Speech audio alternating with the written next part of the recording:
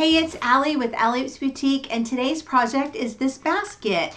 We have got to get this basket out of the 80s. Now, don't get me wrong, I absolutely love the 80s. I grew up in the 80s, but for now, we got to give this basket an aged French market look. We're gonna give it a little old world charm with a special technique that I want to share with you. I've already started a little area that I was kind of sampling some paint, but I think I found a trick and I want to show you what I'm gonna do.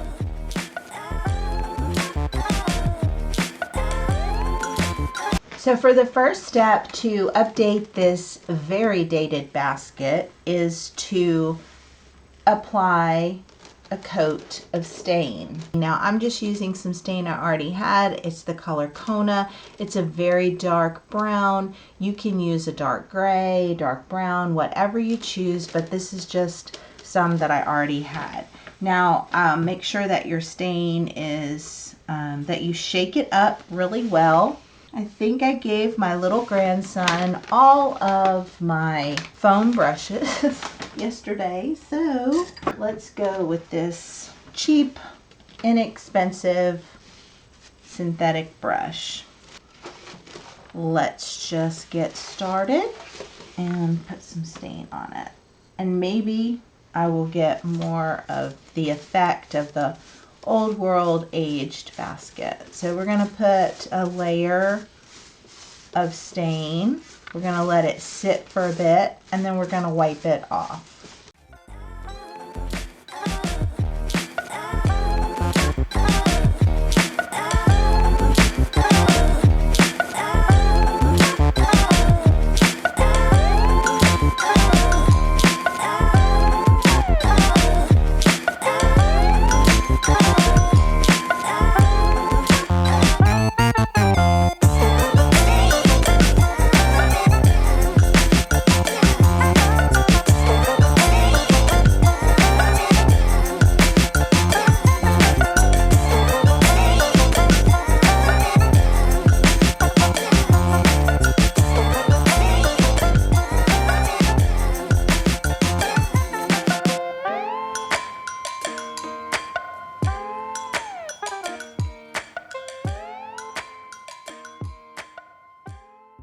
This is with the stain on it. I've got it out here trying to dry before a little rain cloud comes over.